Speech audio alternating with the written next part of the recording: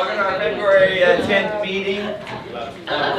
February 11th meeting. I don't often have speakers briefly, but we're going to have one today. So you should feel honored to think you're the first one of the year, and we really don't have a lot of them. But today we have Olga Chapman here with 210 Buyer's Warranty. She's provided breakfast, so thank her for her time. And tell us a little bit about your home warranty company. Okay. And don't let me forget to do the drawing. I know you won't let me. Okay, so again, my name is Olga Chapman, 210 Home Buyer's Warranty. Yesterday was February 10th, so it was 210 day. I had a contest on Facebook, and it was fun. But today's the 11th, so. Okay, so this is our brochure, and I have some here for y'all. We are actually launching a new product on March 3rd. So I'm going to bring new brochures, and I'm going to add y'all to the emails from the company so that you can get the new stuff from me. And also I'm going to email you a PDF of the brochure, because a lot of times that's easier to send to your clients. What's special about 210 is I like to talk about the 3 C's real quick: cost, coverage, and care. So we have the most coverage for the lowest cost. Right now it's $3.99, and you get the washer and dryer and refrigerator included, and 4-lock re-keying.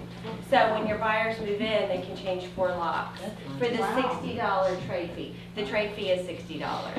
So that's also a good price. I mean, anybody who doesn't have a home warranty is going to pay more for that. So, and then the 3rd C is care. So my cell phone is on my card. There's an 800 number to enroll warranties, but if you have questions, if your clients have questions, if your clients sign up and 6 months later they have an issue with 210 and they call you, y'all can call me, because I have people in Denver who help me. The company is it's a national company, 34 years old, based in Denver, started with structural warranties. Actually, they're famous for structural warranties around the country. But Texas was a little difficult because of our soil, so they're not as well known here. Now they're getting back into Texas. But so I take extra special care of your clients for you. Like if there's a gray area, the company always is in favor of the client. We pay claims. We've paid millions of dollars in claims. And we have a 98%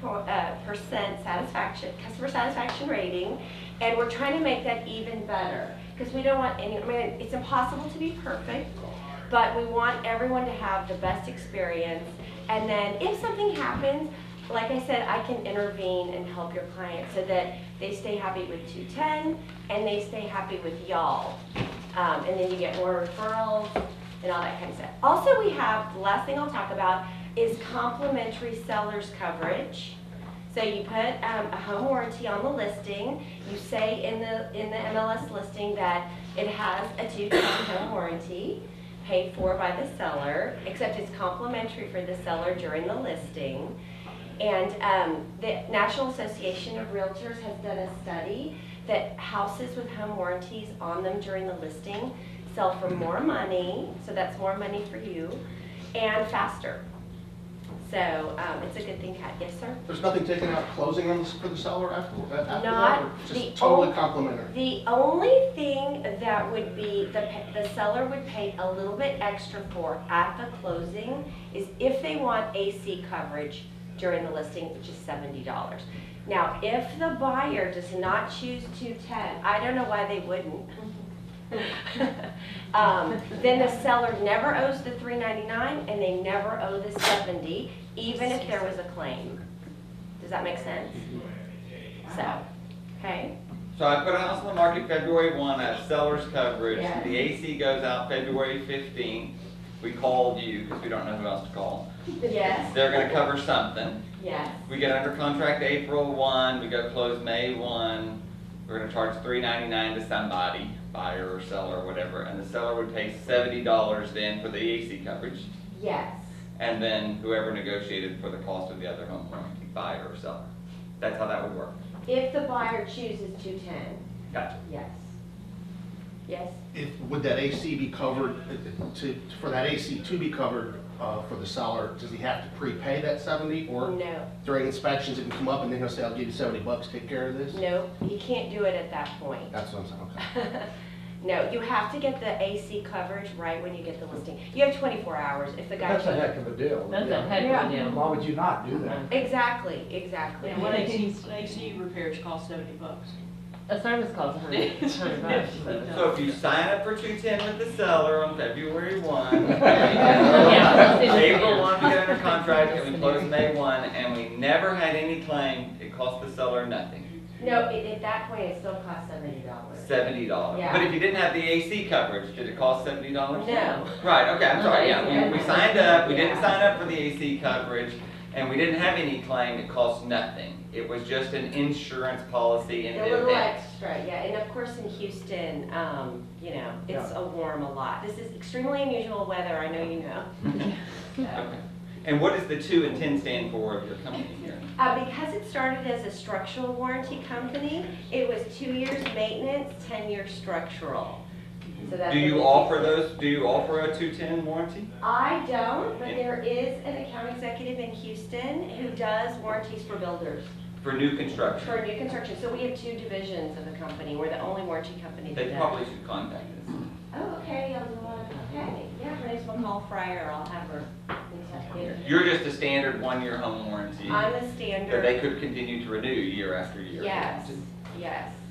Hey, what, if somebody moves in, they have a 10-year-old washer dryer and it's under warranty, and the guy comes out and it's $300 to fix it, how does that work? Do they fix it, or do they buy, it's cheaper to buy a new one, or how does that? Whichever is cheaper is what we'll do. If we can fix it, and we will, or if the buyer really doesn't want to fix it, we'll give them money for what it would have Okay. cost to fix it. Yeah, yeah. And then they can go buy a new one. If it isn't fixable, then we'll pay for a new one that was around the same quality.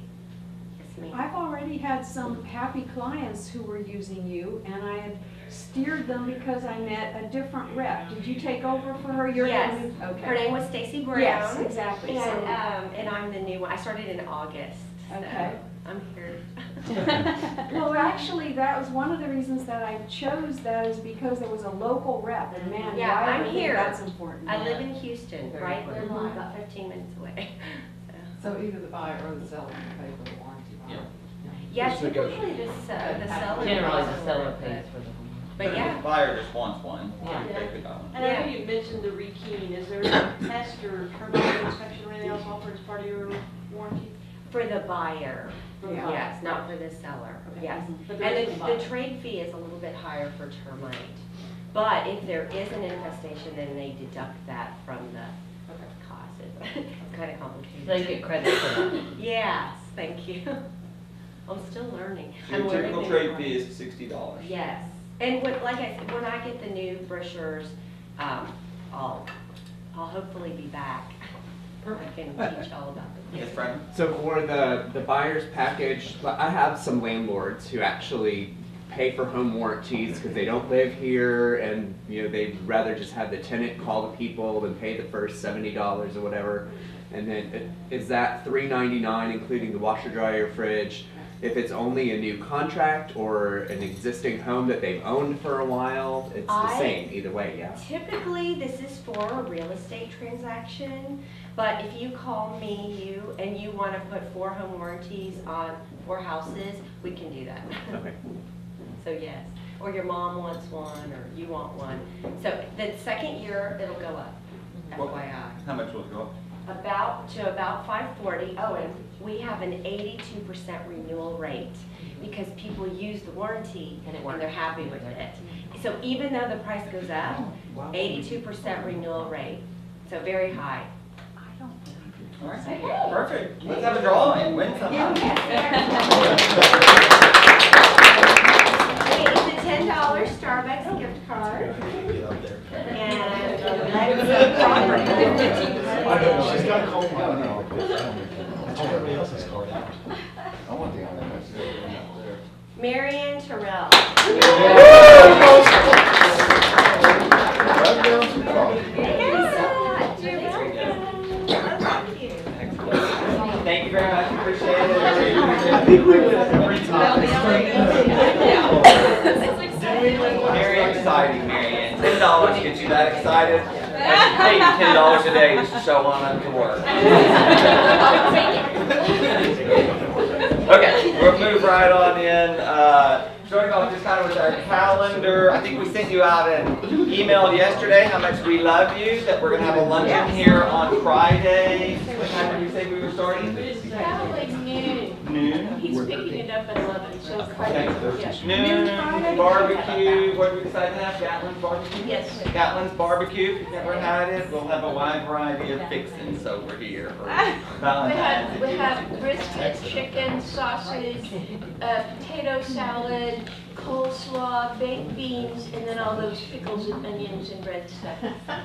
And I have Girl Scout cookies that I'm happy to share with you. Me too. Okay, perfect. I want to recognize the news people again. Donna Wright, I think we talked about you last week, but you weren't really here, so stand up. And Donna came from Sudol Properties.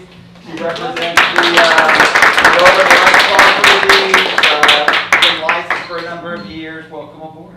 Thank you for coming. Red was not official. She came to our meeting last Tuesday, but has now joined over. So Red, we didn't hear all last Tuesday, so all that's good there. So thank you all. We have Luann coming. She has joined already. She's not here with us. What's her last name? Marshall. So she joins also. Red and Luann really are from Westview. They live in Westview and will predominantly work in Westview. So we're excited about them joining with us there. Westview, lovely place to be. For the new agents that have joined since the last time I did this, and I'll probably need a little bit of help. About a couple of times a year, I bring the new agents to my house and we just have a little family bonding time. So we're having family bonding time. For those of you that are new, we jotted down Bill Maddock, Renita, Charlene Tracy that's coming, Donna, Jennifer, Lori Tatum, Luann, Rhett, Star. I'm not sure, did you come to our last one? I did come to You did? Okay, we'll take you all.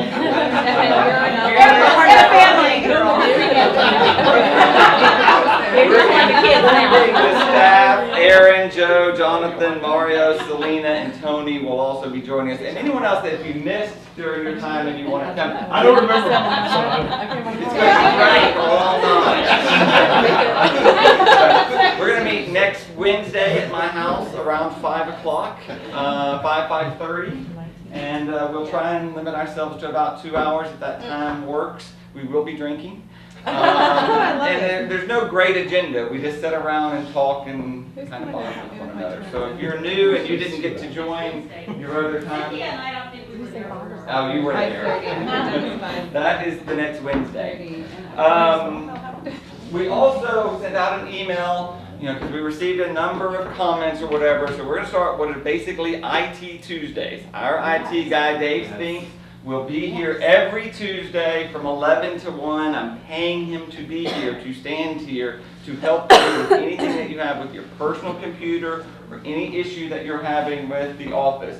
We switched network providers to go to a more wireless, and remember, I know nothing about computers, so you'll have to help me. But we have a wireless here, which should have helped with the coverage, so that we don't get bumped off, but he'll be here and can explain it a little bit more. Even if we don't have a sales meeting, Dave will be here from 11 to 1 on those days. He's paid to, like I say, work on your private laptop or your iPad or whatever cloud sort of questions y'all might have. I don't know. He will be here today. So if you have an issue, please let us know or whatever, but know that he will be here on Tuesday.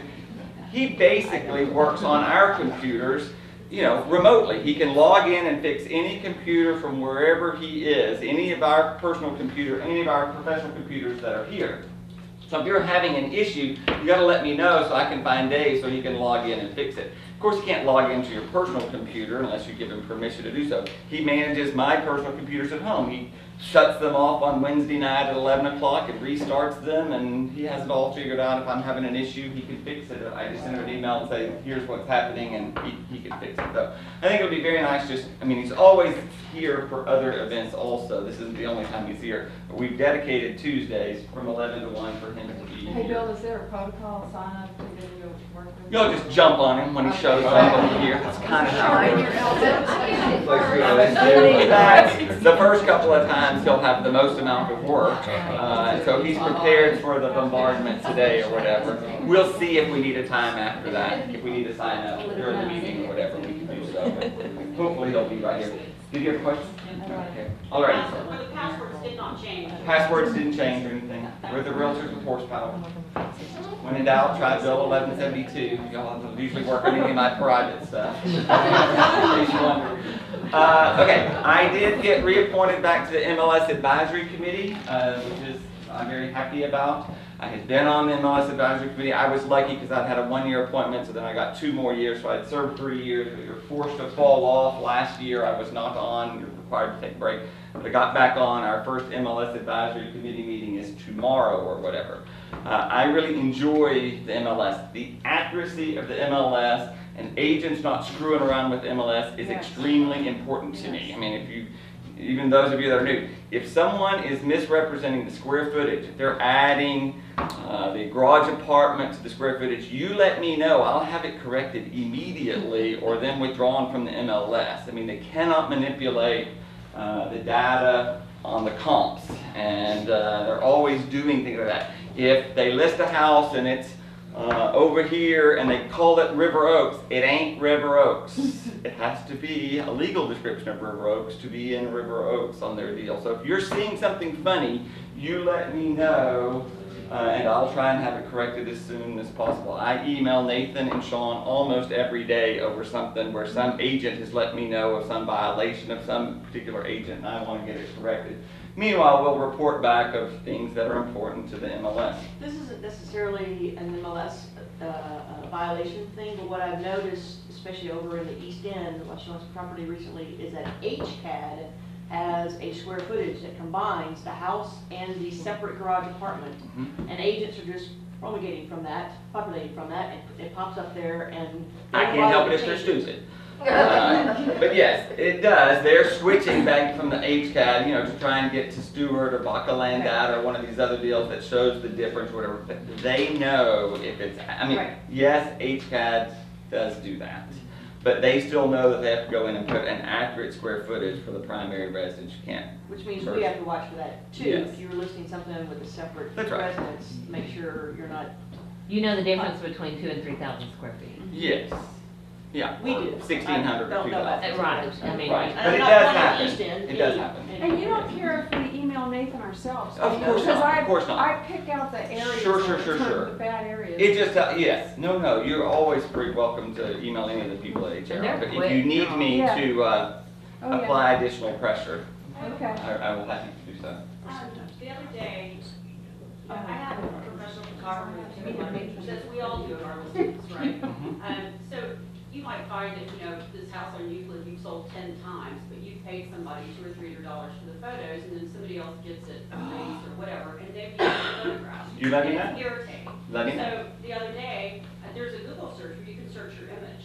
So I pinged one of my images, and it showed up on 2 other realtors' websites, and they were using it to draw people to the listing, but they didn't have permission for me to use the photograph. So does MLS go as far to their websites because it's No. taken off of MLS? That's where they stole the picture from. I know.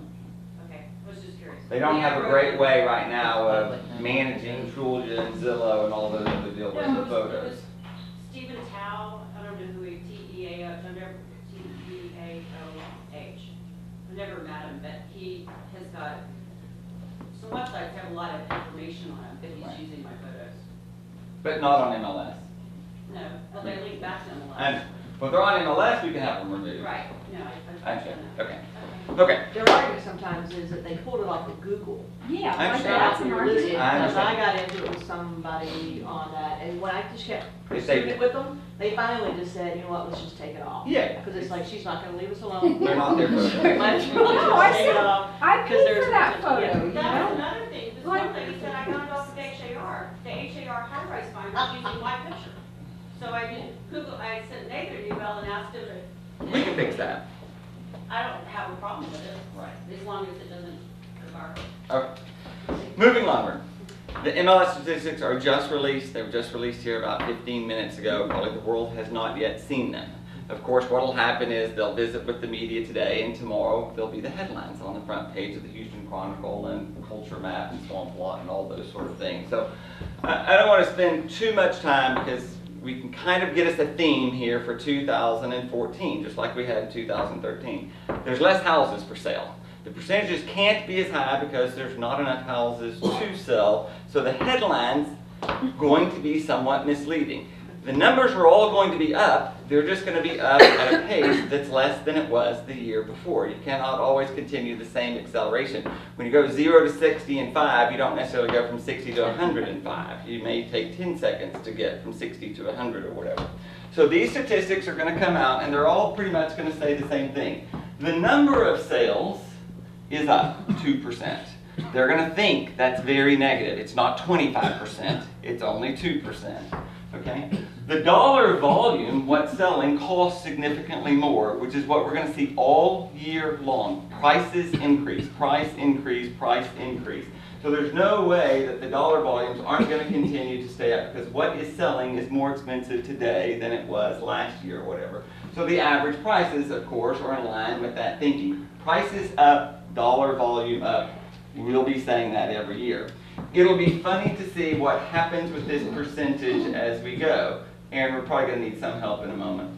So the number of sales of single-family houses, 2%. Townhouses up 36%. Pretty good. Townhouse market, we've been talking about it. If you're new, we have it, but no townhouses for sale in 08, none in 09, none in 10. We finally have a good year in 11. Everyone buys land. We build a bunch in 12. Life's good. We don't want to put them on the MLS in 13 until they're finished because the prices are rising. Now we're putting things on the MLS more, and we have more inventory.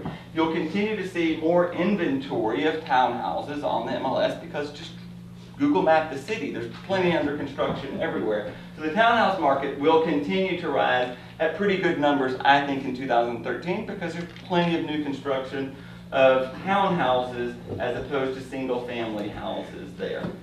The rest of the stuff's kind of all just in line. There's not enough data with 1 month to really make any analysis there. Let's go down a little. Okay, so the median prices all are going to be up. I mean, that's just going to be up. And the days on the market all going to be down. They're going to continue to be down. Not enough inventory causes rising prices and shrinking days on the market over. So days on the market, even though we're down all last year, continue a 20% drop, 12% drop, drop. Let's keep going down a moment. Pending. Here's the story for next month. There can't be enough houses for sale. If you only are up 1% on the number of pending sales, probably tells us next year you're only going to be up 1 or 2% over the year before. So the number of things under contract is just marginal. It's fractional because there's not enough inventory, of course. A little greater in the townhouses or whatever. Rental market's still doing fine. Number of listings compared to last year, which was the lowest in 17 years, is going to be the lowest in 25 years or whatever. Number of listings down all the way across the board. No houses, not enough townhouses, not enough high-rises, not enough anything there.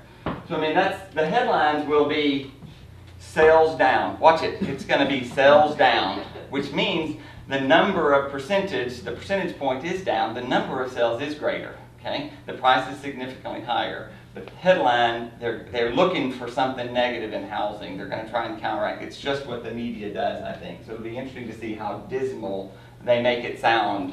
But the reality of it is, number of sales was up, right? But the percentage was down. All right, you're going to go down for a while. Bill, do you think that increase in housing prices affects also the little suburbs? So we're going to go to that. Let's come to that in just a moment. Go down a page. This report, is it a past month? No, just keep going down. This is like 50 pages. It should let you keep on going down for a while. This is the year-to-date. Keep going down past that page. We're going to go for a while. Okay. You're going to go about. Keep going.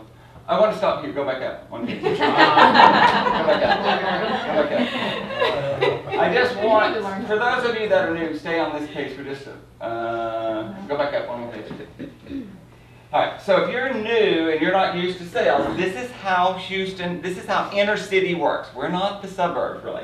The number of sales, look, January's low, February's higher, March we get better, April's about the same.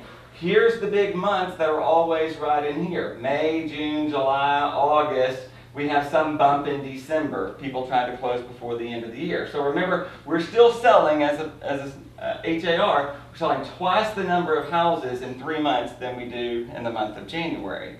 And so go down,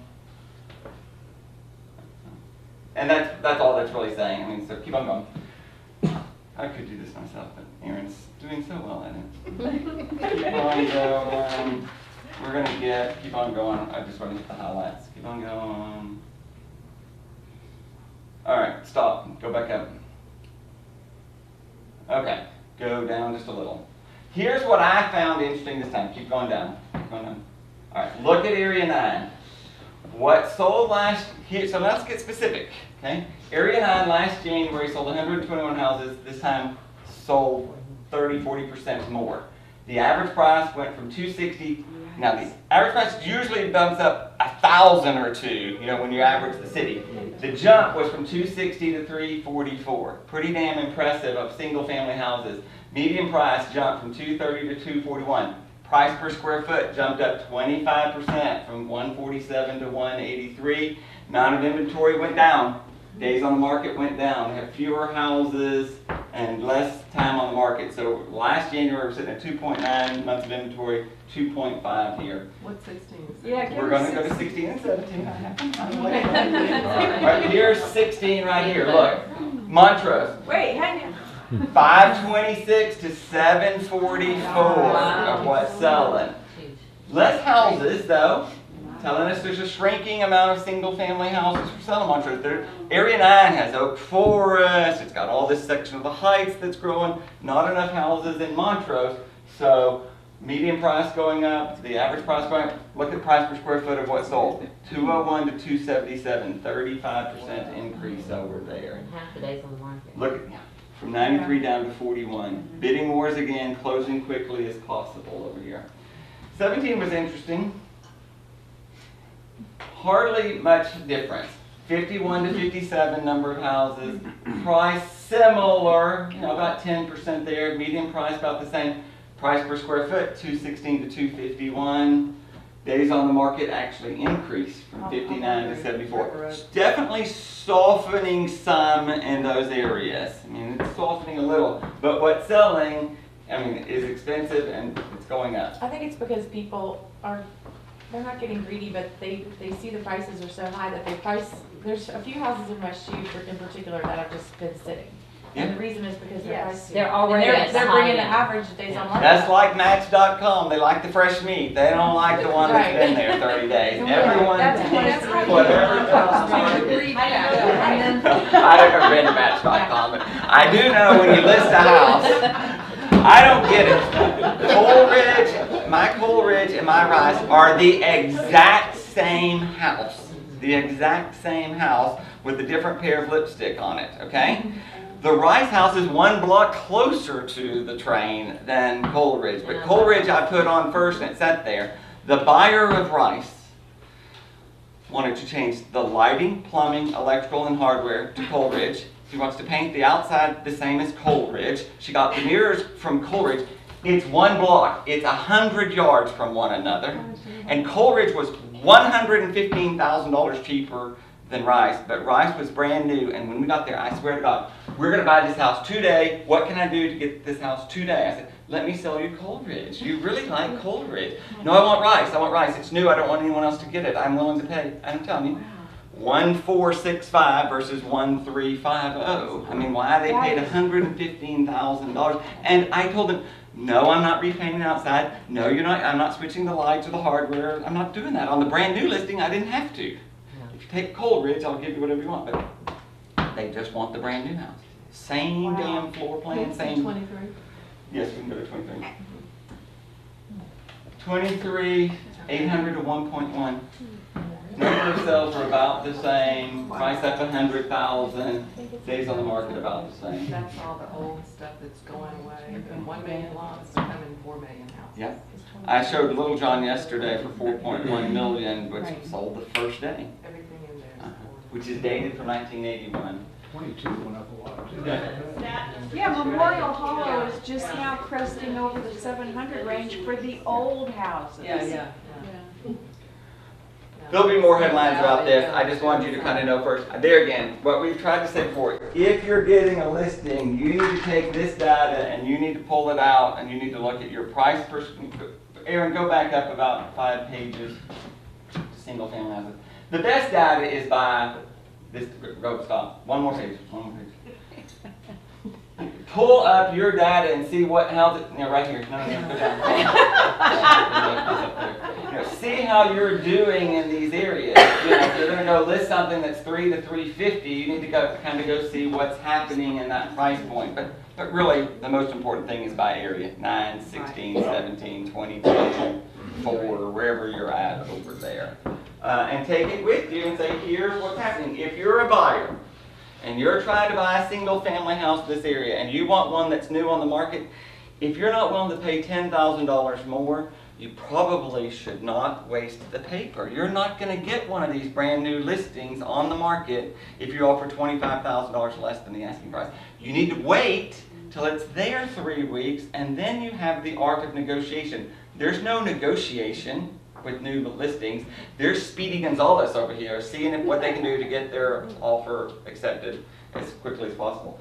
Tangley was a fine example, same thing. The damn thing's falling apart. It's worth about $700. If you just run some numbers, maybe it's worth $780. I list for $829, telling the owner we're going to get $850. We'll just take $850, fine. 7 showings the first day, before I could get to my car from the showings, we had 4 offers, all at $850 and $860, whatever. Every one of those people wrote in their offer, offer good until 10 o'clock tonight, we want our offer accepted. I don't even bother calling the people back. So at 10:01, they call me and they say, well, what's the status of my offer? If I didn't call you, it wasn't accepted. Don't apply your undue pressure on me because your buyer wants you to do something to get this house. It's irresponsible for me to represent a seller and have an offer accepted in the first 5 hours. It's irresponsible. It's unethical. You must and when the market's like this, you must let the market determine what the price is going to be. Realtors don't even know anymore because it's worth what someone's willing to pay for it. So you have to give it enough time. 22 showings accompanied the next day or whatever. You get a pretty good feel for what it's worth. When you get 10 more offers, some now we're back at $830 cash. You settle on about 5 at $855, 1 at $860, and 1 at $865. The market's telling you it's about $860, $865. We took an $860 offer less than the $865 because the people had been there 3 times, and I'm standing there. It's got rotten wood everywhere. The paint is peeling. This is not a house you're going to be able to fix up for $10,000 or $15,000. You're either going to have to sit here and enjoy it and wait till the land value rises, or slap a little lipstick on it or whatever, or be prepared for a $400,000 or $500,000 remodel. That's what that house wants to be. It's a great location. It's a fine starter home, but it didn't get inspected very well to begin with. They asked for $25,000 in inspections, which I thought was pretty good. The seller was offended. The thing's falling apart. We settled at 10, which is about as good as it was going to get on that scenario there. You got through inspection. Got through inspection. Seems to be fine. Bill, is there a link for that? This is now on HAR into MLS, go down to statistical reports. They're updating the reports as we go. This is the first one that's on there. So it's there for you to take now. But wouldn't you negotiate the repairs kind of with the guy that wants it and go, hey guys, we're going to sell it at this price. Don't come back and kill me on the repairs. It's what you tell them, but I mean, they get anyone that's paying $30,000 and $40,000 over the asking price wants something. Right. I mean, they want something. But I gave you $40,000 over the asking price, can't you? And I get it, except the argument was put it back on the market and get another offer and give everyone the inspection report and not have to mess with it. And we have the luxury of time. I don't have to close until April or May, and so it was fine. The couple was nice. I mean, those offers, people sent photos of their dogs, sent photos of their kids, you know, Oh, they're yeah. begging the letters. I mean, the whole thing is just exhausting over there. I mean, I literally have to create a little chart. Who is the agent? Who are the people? What's their gizmo? You know, we gave them the deal. I'm going to close the 1st of March. We're going to lease back till May 15th. You're going to use this title company. I mean, I gave it in agent remarks. Told them, don't even bother submitting an offer if you don't give me those things. And still, you have, you know, a few more issues to deal with. It was interesting.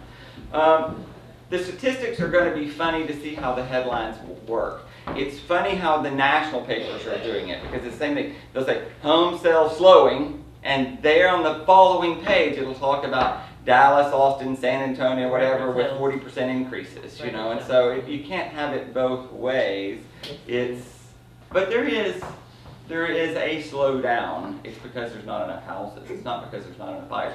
Thing about Tangley, if 17 people bid on Tangley and one gets it, 16 people are still in the market today for a house in Westview from about 800 to about $1 million, right? Plenty of them out there. I would like their names. Plenty of them out there. So they're last one there. That was good. Okay, any question about the statistics, anything? I mean, we go over these statistics, not every month and very, you know, but kind of picking up themes. I'm just trying to lay the theme for you. The percentage of increase is going to be less, but it doesn't mean that there's not an increase, okay? It depends on how they spend it. That's right. Just the out of spin will be curiosity, negative. what the rental market look like? You know, it's, Houses. there's not enough houses. We can go back up. It's nuts, like it always. One month is hard to tell in if the there's rental market. because A lot of 2,000 people don't lease. Available, Put them up. there's 2,000 leads. You can go all the way up to the front page and. Go up to the cloud. Yeah, right. Yeah, this is fine. Yeah, Where are that cloud? up a little higher. Up a little higher. This is the highest we can get. Okay, so rentals were up, you know, fractional. Number of days on the market was down. So the rental rates are not really up that much either. They jacked up so much last year, Yeah, you they know, already made that that I really- think we're going to see some softening, you know, but the people get the tax bill. So my people at 835 Columbia, we've been leasing for $3,000 while they're in Dubai or whatever, but they got their tax bill and their taxes went up to $8,000. So they want to raise the rent another $700 a month just to make the same amount of money that they made the year before. Do you So think with all these apartments we've got coming online? it's not in up 14. Not in 14. Like everything, people are going to want the brand new apartment. They're not going to want the 5-year-old apartment. But they'll have to move out of the 5-year apartment into the brand new apartment, which will keep the rate of the new one fine. And then the older ones won't soften until 2015. There's still not enough coming online immediately to make a big difference. You've got to remember how much more desirable these areas where we're seeing these apartments, they're filling up with people from Kingwood and the Woodlands and Cinco Ranch and stuff. They're not necessarily teachers moving from one place to another. We're getting more density of people who are able to absorb that. But not more roads. No, we're not getting any more roads. Okay, any question about statistics? We'll move on from statistics.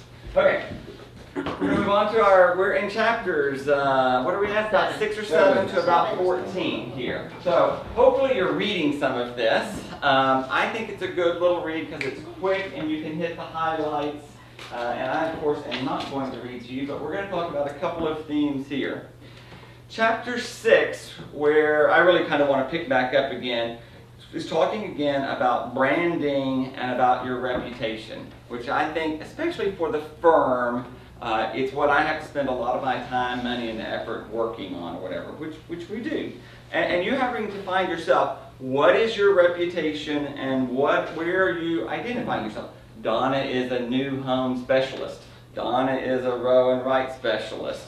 Bradley is a first-time home buyer specialist because a lot of his clients are buying the first home, and he's patient and kind and understanding and willing to do a lot of shit I wouldn't do. That's a specialty. That's your reputation over there. You probably don't have the reputation of selling $2.5 million houses, so you don't co-op enough with those agents like that or whatever. But you'll find you're always evolving your career. What do you want to go focus on?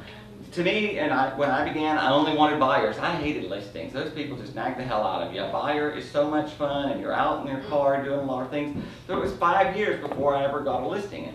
Then I figured out, if you have a bunch of signs, it's easier to get a bunch of buyers. And I was never branding myself well into the community because I didn't have signs staying out for a long period of time. So then I intentionally went to work on builders because the sign would be out for a year versus something that's gone in 30 days.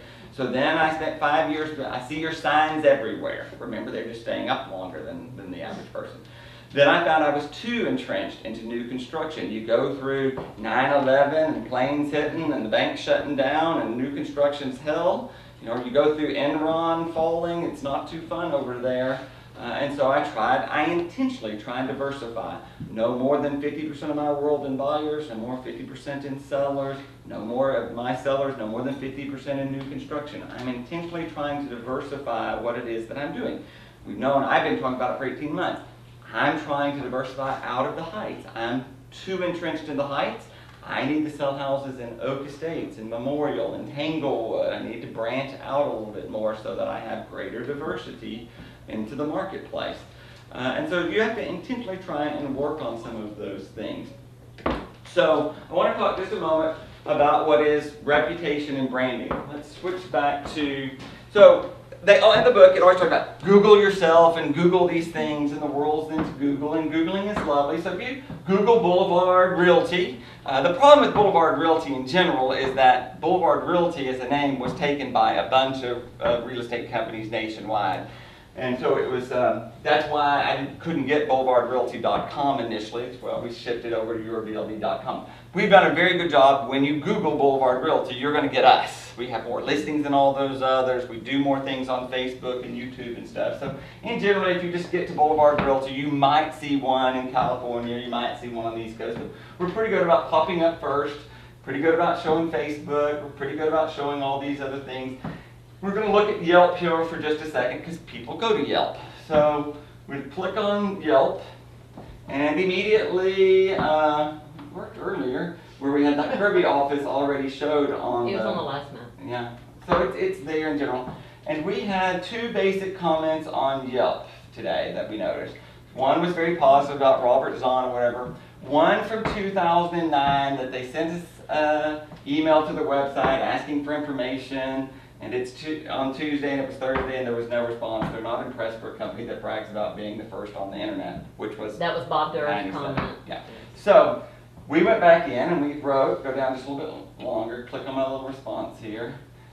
First, I want to be polite. Just, be polite because you can't win. As the broker owner, I want to first thank you for your comment. I purchased the firm in July of 2008 and didn't have control of the website until October of 2009, way after your comment here.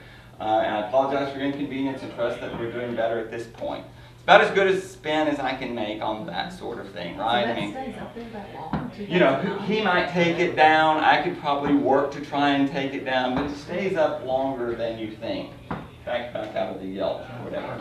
So that's okay. I think that's probably fine. Overall, if you kept going down on Boulevard Realty, the stuff's pretty popular. You start picking up the realtors. We are, click on the BBB thing. We definitely are in the Better Business Bureau. We have an A ranking we've never had a complaint.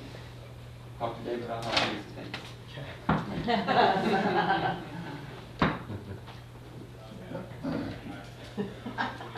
It's trying to go to Pandora for some reason. Why does it take long? Here we go. So here we're an accredited we have an A. We've been accredited since about I was able to take over and go down. We keep on going. We've never had any complaints over anything. No one's really bitched or anything that I haven't been able to deal with so far. So get back out of that. So you think, okay, well let's glance at Greenwood King. Let's just glance at Greenwood King and see what we get. So if you just Google Greenwood King pops back up, and they've got a Facebook. Let's look at their Yelp today. None of their Yelps were particularly good. Do that. Greenwood King uses some pretty shady and likely illegal tactics, da-da-da-da-da-da. I mean, this person was definitely not very happy with Greenwood King over here. Talking about whether or not it's illegal, you know, this is definitely someone not very happy.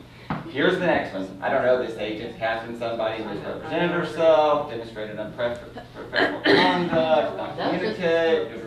Today? This was Yesterday? yeah. Undignified. With no Imagine being undignified. Here's another one. Run, don't walk away from these folks. You got dignity, Here's man. Greenwood King. Helped me sell my house, but I sold it on my own after I thought my agent was acting unprofessional. She represented me. I Paid no wonder attention how to the all my problems. 2011 got ahead of the 2012. It's about how many people probably click on them and chit chat about them. So this is their Yelp reviews. They only had 4. They were all fairly negative. I can't imagine what Did urban they living looks respond to any of like. them? Yeah, I didn't even want to go to Urban Living Pursuit off. I just left them alone. I did not want to pick on Vinod and David. Don't do it. I know. So if you go to Martha Turner Property, Did they respond to their negative comments? they have not. Okay. They have not. They probably don't So even know. here's They're Martha taking a hard. Turner. You glance down here. Well, Yelp is mean by nature. Alright. Yeah, it is. I don't like that. I didn't get that. Gonna put Martha Turner Property. That's fine. Keep going down. You know, they're on the news, of course, because all the here's their little Yelp deal. Not particularly great Yelp either here. Whoa. Go ahead. Got a book. My was from a buyer. It should serve as a warning to prospective clients. Tim Patterson obviously is not a big fan of theirs. So they were not very happy here. And they're just talking about their attitude was smug, condescending. That's already an image that some of those agents had to begin with. They're going to throw that. Here is one. Wade is a good guy. They were not particularly happy with Wade over here. He's easily agitated. It will take it out on you in a heartbeat. Dr. Jekyll, Mr. Hyde. Yeah, Wade Knight, fine one. Here's one. Poor service. Did not return phone calls. Follow up unless we specifically begged them. No, it was just, there's their reviews. I think that was about all they had. So this is their initial online image in the deal. Now, remember, customers are more apt to complain than they are praise to begin with. Absolutely. So you can't take anything from that other than it's there. Try and deal with it as quickly as you can. In the book, it talks about Googling yourself, you know, every so often. I do. I Google Bill Baldwin Realtor. I Google Boulevard Realty occasionally. If I go to co-op with someone, I try and find out as much as I can about the other agent. I usually go first to HAR and see how many houses have they sold, what they sell lately or whatever. Do they have any experience with that type of houses or whatever there. But it goes on in the book, and it's talking about your reputation, what are people saying, and branding. Branding is what I'm doing. I'm branding the company with an image. Boutique, residential, real estate company. We're not all things to all people. We're not trying to appeal to the masses. I sit and talk with each of you. Can't work on foreclosures, can't focus on relocation, not that interested in that sort of stuff. I want to be a boutique, residential, real estate service company focusing the greater Houston, Galveston area. That's what we're going to be doing. I don't care about Lubbock. I don't really need a Channel View office. I don't really need that sort of thing. We're probably branding ourselves for a little higher priced houses. We're probably not well branded into the $119,000 trend maker house. It's not what we really spent our image working on a lot over there. But it takes a long time to build a reputation. For you individually, and if it's new, you must realize it takes years and years and years. You have to have a lot of experience dealing with buyers and sellers and other agents, title companies, mortgage companies. You can't get a reputation quickly in the real estate business. It's too big, 26,000 realtors, a lot of clients, the big city, but you have to consistently work at it if this is what you're going to do to make your career. I was at a Heights Association deal last night, and Sandy Stites came over and talked to me about what a pleasant experience she had dealing with Jan. I don't even think Jan's here today. Which is lovely. Jan is a lawyer. She worked at the City of Houston. She comes from this meticulous background. Sandy, who can be difficult to deal with, is a bigger picture kind of person. She appreciated that Jan, was meticulous and kind of kept them all focused over there. And that Jan selling a $1.9 million Kim Newberry's house and office thing, whatever, it's not an easy transaction to begin with. But she did a fine job of being thorough. Believe me, I met with she and her client 10 times about this process and how it was going to work. But she is a thorough person. For someone with her experience, she's branding her image with being a good reputation with people. So reputation is important. It's why you can't, I am short-tempered sometimes, and when I was just an agent, I used to let it get the better of me of snapping off at an agent. They say we have this balcony because I could go out there and scream at agents who don't know how to use the MLS properly. I'm not, as the kinder and gentler broker, I'm not allowed to do that. Because the moment I do something really silly, you're going to be co-oping with that person. And I'm going to need to get step in and get involved. So I try now and listen first. Bite my tongue and listen to what the story is and say, I'll get back with you, and calm down, call them back in just a little bit when I have more information there. Because it's important that I not do one thing that jeopardizes your ability to co-op with another agent or your client's ability to get their offer accepted. I've got to go bend myself backwards to make sure that our reputation and our brand is not spoiled by something that I might want to say, but I wouldn't dare say, because we have to think about the next transaction, not just this transaction. Nothing's worse than 2 years later, an agent that you pay has an house that your client really, really, really wants, and you know that your client's at a disadvantage because of something you did. And there's a fine line of how you have to go about. I mean, we all have a wide variety of clients.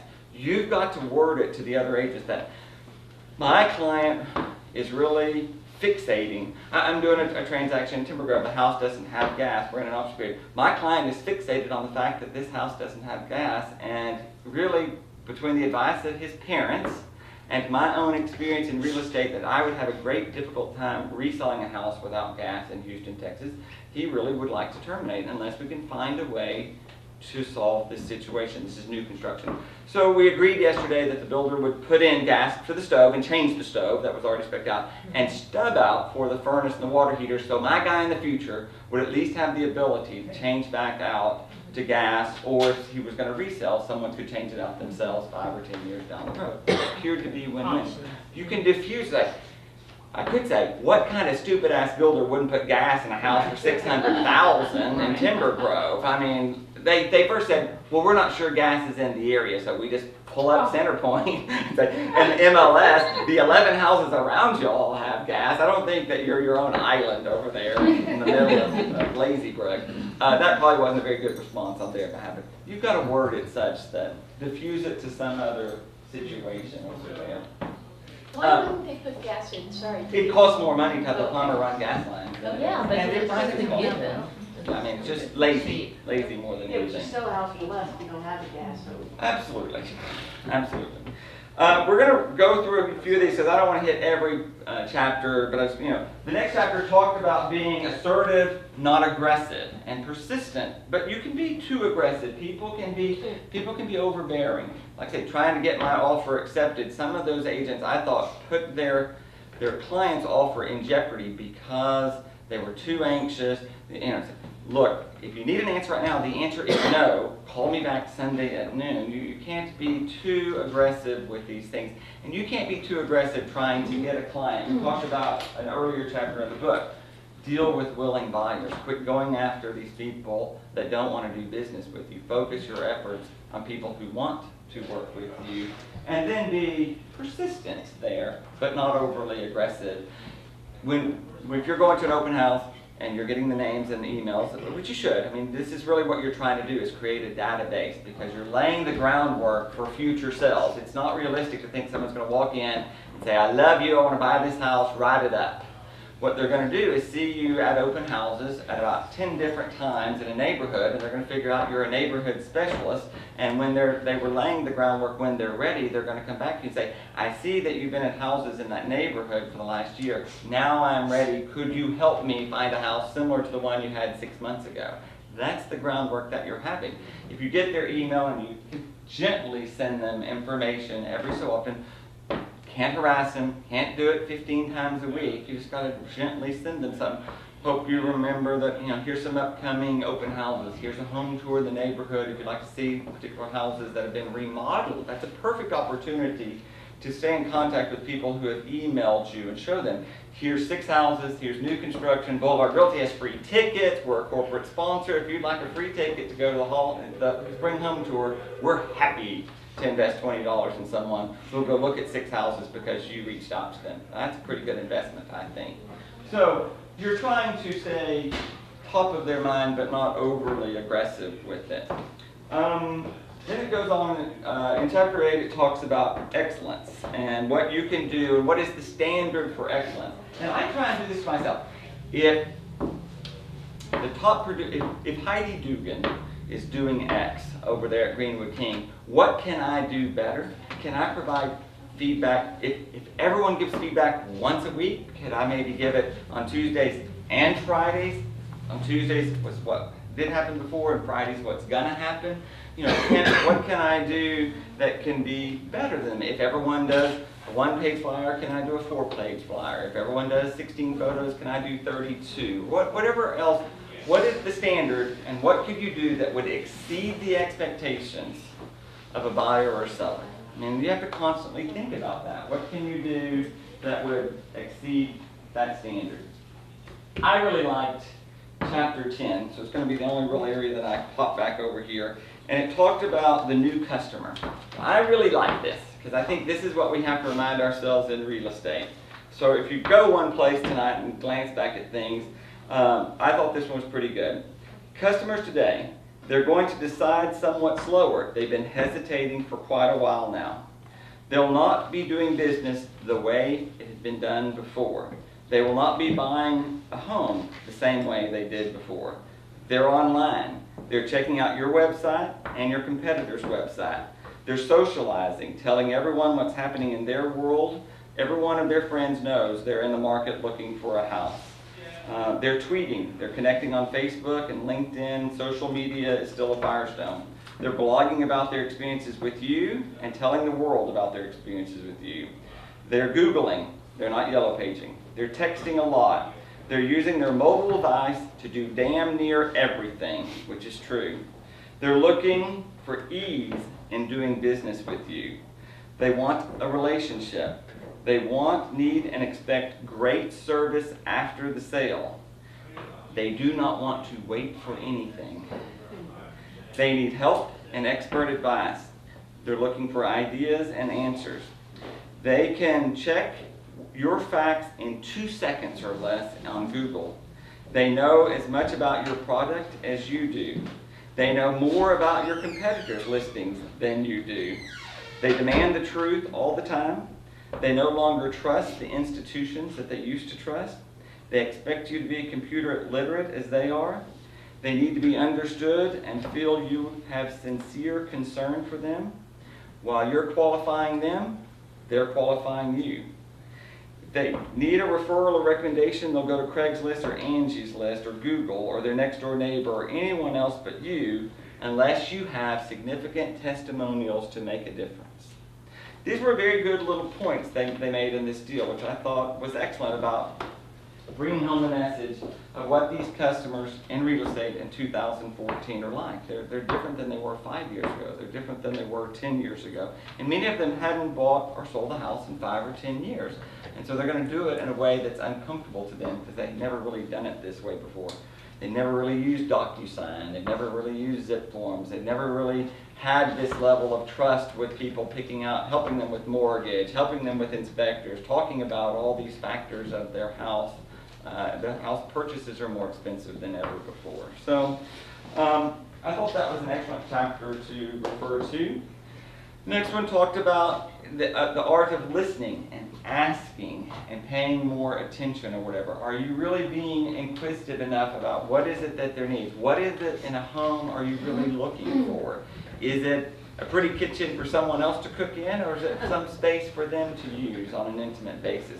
What's important to them about a location? They say one thing, but they choose something else. So a lot of times we're not asking the right, we say, what are you looking for? Well, that's just too generic. Or what are we looking for in a man? What are we looking for in a nice man? What's that mean? You know, it's same thing with the houses. I think you're going to have to learn to ask more specific questions. And when we're showing, we've got to do a better job. What do you think about the size of this dining room? How important is a wet bar versus a wine chiller? I mean, any of those sort of things, more specific for them. There's a fine line on how to ask without being, you know, aggressive about it also. It's a patient, inquisitive manner that I think we need to have there. People are begging, looking for, and yearning for memorable service. They're looking for an opportunity to say something nice about someone. They just don't often happen. They get burned out at the checkout stand at the grocery store and the gas station, and they're mad at the cable guy before they even called Comcast. They're mad at him. Yeah. They're mad. Their expectation is so low with customer service and being put on hold and never talking to a person at a bank or, I mean, it's just, they're mad. People are mad about it. And it's because we're in a frenzy in society. We're on this such rapid pace of things that, and the city, with all this traffic, we're going to have a lot more road rage than ever. It's just going to happen because we're not used to this level of density. And the tide will ebb and flow a little bit, I think. We're in this rapid upswing. Housing is in such a frenzy. It gets people already, every buyer is nervous as hell. They bought in a bubble. I mean, they're already nervous to begin with. And so they need some calming influence in their life and someone to be able to demonstrate, hey, the city is more attractive than ever before. Gas is still, I mean, oil's still at $100 today. That's what it traded on the open market or whatever. And I don't see a free fall. I think when the world demand increases with oil, it'll stabilize oil prices, and they're not going to $30 a barrel. It's not a phenomenon that's going to be like it has in the past. So, I mean, they're looking for some reassurances. We're not in the market of finding people houses anymore. I mean, it's really not what we get paid to do. They find them on their own. They need us from that point forward to go be impressive, to explain the process, explain the comps, sell the neighborhoods, help them with their mortgage, help them understand repairs and investments that they may soon be making into the home that they're going to own. Setting reasonable expectations is what we're in the business of doing. And if people don't have reasonable expectations, you probably should stop doing business with them and move on to somebody else. But the success in real estate, the success in having a raving fan, is setting some expectation and explaining your way through that or whatever. With Tangley, I have a lot of experience. Exactly what I told her was going to happen happened when I met her and her parents the first time. I mean, she wanted X amount of dollars and she wanted to list at a price. I'm saying, let me list. We decluttered for a week. We got shit out of there, 2 storage rooms full of stuff because she had 98 bottles on her master bathroom countertop. People were not going to be able to see that house in the first place. And you know, so we made her do things. We were direct. We made her go paint. We made her spend $2,300 painting. We made her fix the leaking faucet. We made her fix the crack in the wall. You know, so they're looking for someone who has more knowledge, and she's very good at her career, but I'm very good at mine. I sell houses for a living. You're going to have to trust and listen to me. If this is important, if you want top dollar, let me show you how to get top dollar. Let me explain to you what's going to happen on the showing so that you bring your mother in and you take the dog and you put him over there, and you're not going to be able to come to your house on Friday, Saturday, or Sunday. That's just how it's going to be. So you check into a hotel over there. Let me show your house and market it. Let's set the expectation that we're going to accept the highest and best 4 days later, and we'll get what you want. And we may not necessarily take the most expensive offer. We're going to have to look at who the other agent is. Are the people just, you know, blowing smoke over the air. A lot of people just offer 50. I received an offer for $860,000 on Tangbee for someone who had not yet made an appointment to see the damn thing. That offer is not even worth the paper it's written on in my world. Okay, I can't go and advise her to consider an offer. That's just a desperate person trying to get a house. They'll figure out if they want it in the option period. You know, I'm not going to waste my time with that person. But I knew that that was going to happen, and I explained to her, and there again, she was nervous as hell about the inspections. It happened about like I explained it. The people buying that house are going to do a certain amount of due diligence. They're going to do a hydrostatic test. They're going to bring a remodeler out. They need to know if you were going to buy that house, it's information that you would want. It's just good advice for their agent so they know all the pieces of the puzzle, and then they'll take it or not. But setting those expectations, I mean, time after time she said, you were right on, you got it, I appreciate it, you know, and so I think she has. And she was a referral from a friend or whatever. Works at Energy 21. They're going to refer a bunch more people to me, because we set this expectation. And it doesn't always happen that way. So, I mean, sometimes it happens another way, but at least if it doesn't veer that way, you can explain why. Here's just someone doing something. I can't, and I told them, 50-50, any offer we take is going to make it or not. I mean, you just don't know. People spending over that kind of money often get buyer's remorse and don't take it. But what the market was telling us, if this person doesn't buy it, someone else was going to buy it. Let's don't fret about it. It's going to be fine. So setting that expectation so that you're building memorable experiences, something that they're going to remember the experience. I mean, she was nervous about selling the house or whatever. And that's really what we're doing. We're selling the value of our services, the value of your expertise, the expertise that the company has in dealing with these sort of scenarios. It's like we talked about the flood insurance. Every day I get emails and stuff from the flood insurance people. They thought the insurance was going to be $2,800. Now they've got an estimate for $18,000 or whatever. I don't want to surprise our people. I want to lay the groundwork. If they think it's going to go up and it doesn't, they're happy. If they think it's going up 10 times and it only doubles, they're going to be happy. We've set a realistic expectation about what's going on in that marketplace and providing information they wouldn't be able to get on their own.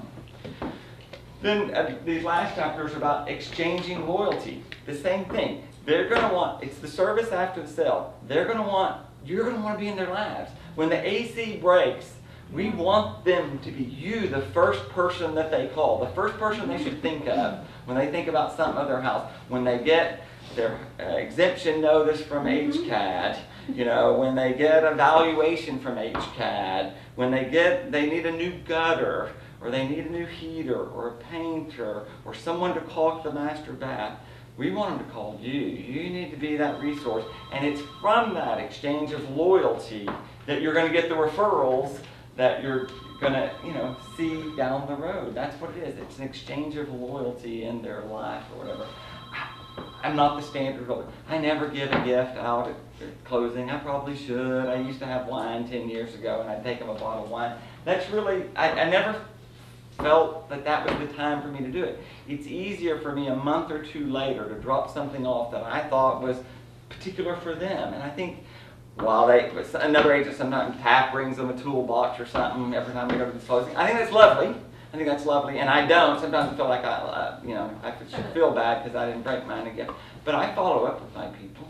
I'm going to take them something. I'll take them a bottle of wine from my trip in Napa that made me think of them, or hope you're enjoying your house now that you're all settled in, or something a little more particular about them. And a little handwritten note 6 weeks or 8 weeks down the road probably makes a more lasting impression than one more bottle to carry around when you're already having to move that week.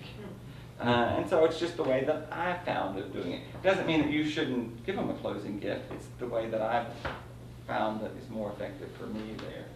And it's all, that chapter 14, it's about trust. I mean, we keep talking about trust all last year and the year before, but I mean, it really is the thing that you're trying to sell over there.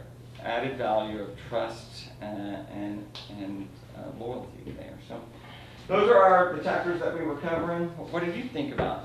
Anyone reading those chapters? Are we liking this book fine? I mean, it's snippets of little things that I think it may not apply to everyone. I mean, I don't have a blog and I don't do all that sort of stuff. Doesn't mean that people... Yeah, I mean, I definitely utilize aspects of this book that I think are important for us to remember. Like I said, we can't just talk about trust and honesty and customer service. We are salespeople. I mean, this is what we are. We're selling our services. We're selling ourselves. What I've got to do better is take us into role model so that you guys have more confidence in your ability to sell. I mean, and some of our other training is going to be geared to that. So I've got to instill that we're salespeople, and you've got to go be more confident when it comes to comps or numbers or procedures, and that's what we'll be focusing on also through the rest of the spring. Well, your response email you put up on Yelp reminded me of the AOL story that was in there. Mhm. Remember that Yes. AOL story? Yes. That must have been either long before or long after I had AOL service. Yes. Not that kind of treatment. Yeah, I understand. But that was a, what, $40 investment for them to Right. pay off. Any other comments about the book? I have a question. Yes, sir. Since we have some new construction people here, this is regarding the Pasadena thing. Yes. Maybe somebody here would know how to price that. What I have is a client's trying to, You don't care. it's a gated community in Pasadena. There's already 2 pods that have been built. 1 pod sold, a couple on this side. There's another 60 lots in there. All the roads and everything are already in. The retention pond, the gazebo, everything is just ready to build on. They're wanting to sell it. Does anybody have any idea how you could price what's there, what's left to sell? I mean, you still are going to take the value of what you can, the end result. So if I can sell 22 more townhouses at $279, and they cost me $200, and I have this many soft costs, I'm going to back up and say what I'm willing to pay for the land for that, and you're going to back into what you think it's worth based on the end result. Because they have about 2.6 in it, what they have, so. It was gonna take a I know that building. doesn't take. It wouldn't matter if they had 10 million or $1. That has nothing to do with what someone's willing to pay for it. So we just have to find an end user who wants to play that game in Pasadena, and then back into the cost. There's an easy enough formula to do it. I just don't want to lose that if I, take. Yes, Jim? Why did they stop, or what is that? They're just older, and they just want to move on to He's about 85, she's 60 something. They had done this for the daughter, and she's a little. Yes, Jim? So, anyway, I was having a conversation with someone the other day, and we were talking about, why did you come to work for Bill? Why did I come to work for Bill? And I said, we all come to work for Bill for different reasons. Sure. And I said, I was just trying to find a single word that could best express why I came to work for you. And so I was reading that book, and I was looking at chapter 1, and I was looking at chapter 6, and the word popped up, and it was just ethics. And then when it came to chapter 6, it was about image and branding. And it was so, for me, I said, it's like, I always say you take the road less traveled. But I said, it's just, if you just sell in the most ethical way possible, you never have to change your story. That's right. And then you never have to change the way you do business with people. Because if you do it in the most simplistic, most ethical way, it's better for your image and it's better for your branding. Thank you. We're going to end kind of with that. So 2 little lessons, 2 little comments. So we have started advertising an Architectural Digest. I don't know if you saw, but we had this little ad. We're going to have future ads. So this is an Architectural Digest here with Mr. Patrick Dempsey. And we've got our ad, and this is talking about our core beliefs. Same thing. By the time I put a house, I had to put this in January. There's no house I can put in there that's still going to be there today. But it's talking about what we do. What do you do? What is it that I'm trying to teach you to do? It's about staying informed. It's about communicating effectively. It's about keeping it real. It's about nurturing others and building our communities. I mean, this is the message or our commitment to the neighborhood, to the buyer, to the seller, to the other agents. This is our message that we're trying to send out over here. So I have to tell you that this came out on Friday. I didn't actually open that until Saturday. And I have received numerous phone calls, emails, conversations about it. Here's someone, I don't know this person, okay? I don't know them. I want to take a minute and congratulate you on the good-looking advertisement in Architectural Digest this month. What a surprise to open my favorite magazine and see a familiar face looking back. What a smart move to place yourself and your company in a forum that represents the epitome of great style and design like your company. I hope it brings you newfound recognition in the marketplace. I don't know, that person from that or whatever. Did he ask for a date? No, he didn't ask for a date, thank God.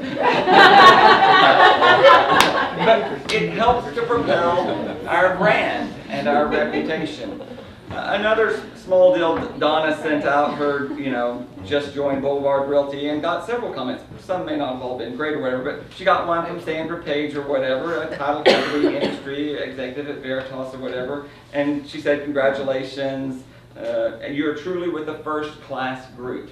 I mean, that's an image and a reputation that we're getting. I mean, and that's what we're trying to do is continue that level of reputation, experience, and exposure there. So. You do get that a lot when you tell people you work for Boulevard. Yeah, I think it's probably better than the note over there. Well, since the market is good, I think the bar's down here, honestly. The bar is down there. Everybody and their dog I think has at a license Boulevard, now.